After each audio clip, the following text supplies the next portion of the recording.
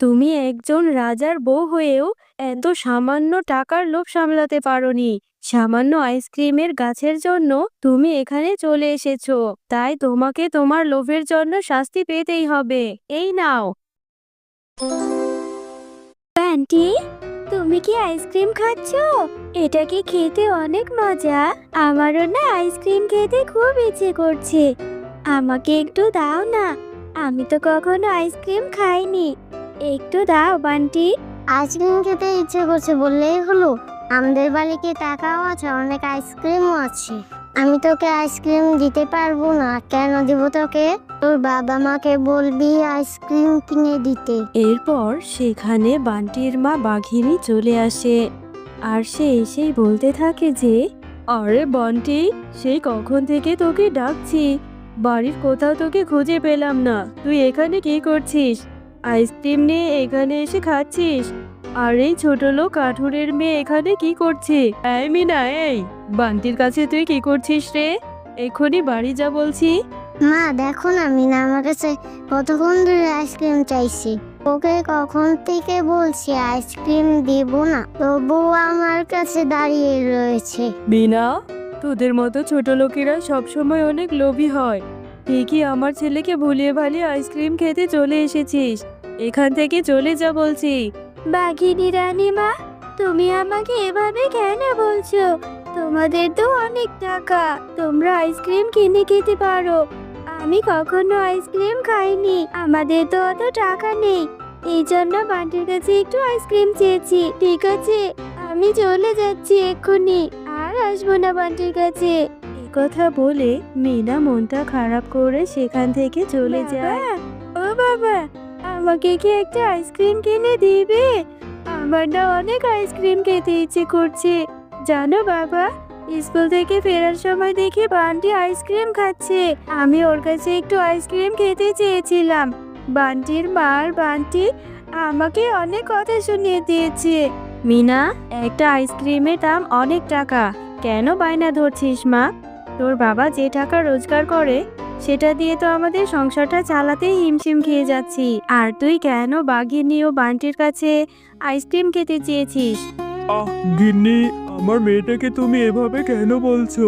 মিনা, তুই চিন্তা করিস না মা, আমার তো রোজগারের অবস্থা ভালো না। হাতে একটু টাকা হলেই আমি তোকে আইসক্রিম কিনে দেবো মা। ঠিক আছে বাবা, আমি আর কখনোই আইসক্রিম খেতে চাইবো না। তোমার কাছে যখন টাকা হবে তুমি আমাকে তখনই আইসক্রিম কিনে দিবে। আমি আর কখনো বলবো না আইসক্রিমের কথা। মিনা, আমি পুকুর ঘাটে জল আনতে যাচ্ছি, তুই কিন্তু বাড়ি থেকে কোথাও যাবি না। এই কথা বলে মিনার মা শেফা শিয়ালিনী পুকুর ঘাটে জল আনতে চলে যায়। আরে, এই পুকুর ঘাটে এই বুড়িটা কি করছে? আবার এখানে দেখছি 1000 টাকার একটা নোটও পড়ে আছে। তাহলে কি এই টাকাটা ওই বুড়িমার? বুড়িমা, ও বুড়িমা, এখানে কি করছেন আপনি? এই যে এখানে টাকা পড়ে আছে, এই টাকাটা কি আপনার? আরে, বুড়িমা তো কথাই বলছে না। এখানে তো বুড়িমা ছাড়া কেউই নেই, তাহলে টাকাগুলো কারই হবে? বুড়িমা, আপনি এদিকে তাকান, কথা বলছেন না কেন? আপনার টাকাটা তো নিয়ে নিন। শিয়ালিনী, আমি এখানে টাকাটা রেখে তোমাকে পরীক্ষা করছিলাম। তোমার মনে সত্যি কোনো লোভ নেই, তুমি অনেক ভালো, তাই আমি তোমাকে সাহায্য করতে চাই। তুমি বলো তোমার কি প্রয়োজন, আমি তোমাকে দিয়ে সেটা সাহায্য করব। আমার তেমন কিছু চাই না পরি, আমি যে একজন হতভাগিনী মা। আমার মেয়েটা আমার কাছে একটা আইসক্রিম খেতে চেয়েছে, টাকার অভাবে আমি ওকে একটা আইসক্রিম কিনে দিতে পারিনি। তোমার যদি দেওয়ার থাকে আমাকে একটা আইসক্রিম দাও, যাতে আমি আইসক্রিমটি নিয়ে আমার মেয়েকে দিতে পারি। শিয়ালিনী, তুমি আর খেদো না, এই নাও, এই গাছের চারাটি আমি তোমাকে দিয়ে দিচ্ছি। এটা বাড়িতে নিয়ে রোপণ করবে, কালকে দেখতে পাবে এই গাছটাতে অনেক আইসক্রিম ধরবে। তুমি সত্যি বলছো পরি? সত্যি এই গাছটাতে আইসক্রিম হবে? তাহলে তো ভালোই হবে, আমার মেয়েটাকে আমি আইসক্রিম খাওয়াতে পারবো। তোমাকে যে কি বলে ধন্যবাদ দেব, তুমি অনেক ভালো গো। এরপর শেফা শিয়ালিনী পরীর দেওয়া সেই চারা গাছটি বাড়িতে নিয়ে যায়, আর বাড়িতে নিয়ে তার উঠোনের সামনে রোপণ করতে থাকে। আরে গিন্নি, তুমি এখানে কি করছো? এই চারা গাছটা কোথায় পেলে? এই চারা গাছটা উঠোনে রোপণ করছো কেন? এরপর শেফা শিয়ালিনী মিচকে শিয়াল ও তার মেয়ে মিনাকে সবকিছু খুলে বলতে থাকে। মা, তুমি সত্যি বলছো এই গাছটা থেকে আইসক্রিম হবে? তাহলে তো অনেক মজা হবে। আমি প্রতিদিন অনেক অনেক আইসক্রিম খেতে পারবো, তাই না মা?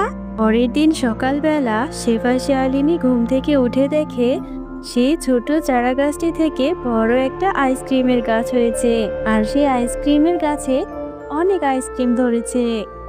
মা, বাবা, দেখো না, আমাদের উঠানে কত বড় একটা আইসক্রিমের গাছ হয়েছে, কত আইসক্রিম ধরেছে। এই সব আইসক্রিম এখন আমরা খাবো। আমি প্রতিদিনই আইসক্রিম খেতে পারবো, তাই না? ওগো, এবার বোধহয় আল্লাহ আমাদের মুখ তুলে তাকিয়েছে। তোমাকে আর কাটতে হবে না, তাই না? এখন থেকে তুমি গাছ থেকে কিছু করে আইসক্রিম পেড়ে বাজারে নিয়ে বিক্রি করবে। তাহলে আমাদের সংসারটা ভালো মতোই চলে যাবে, তাই না? এরপর মিচকে শিয়াল গাছ থেকে কিছু আইসক্রিম পেড়ে বাজারে নিয়ে বিক্রি করতে থাকে। আর তাদের সেই আইসক্রিম গাছের কথা তাদের বনের অন্য পশুরাও জেনে যায়। ওগো, শুনেছো? আমাদের বনের শেফা শিয়ালিনী নাকি এক মায়াবী পরীর থেকে একটা গাছ পেয়েছে। সেই গাছে আবার আইসক্রিম হয়। তাই নাকি? এটা কি বলছো বউ?